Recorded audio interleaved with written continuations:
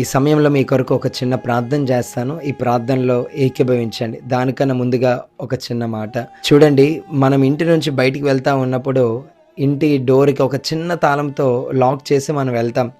మరలా పనులన్నీ ముగించుకొని ఇంటికొచ్చిన తర్వాత అదే చిన్న తాళంతో మనం ఇంటి డోర్ ఓపెన్ చేసుకొని లోనకొస్తాం. అయితే ఆ చిన్న తాళము ఒక ఇంటిని భద్రపరుస్తూ ఉంది. ఆ మూయబడిన ద్వారాన్ని తెరుస్తూ ఉంది. అలాగే మన జీవితంలో కూడా ఆ చిన్న తాళము ప్రార్థనకు సాదృశ్యంగా ఉంది.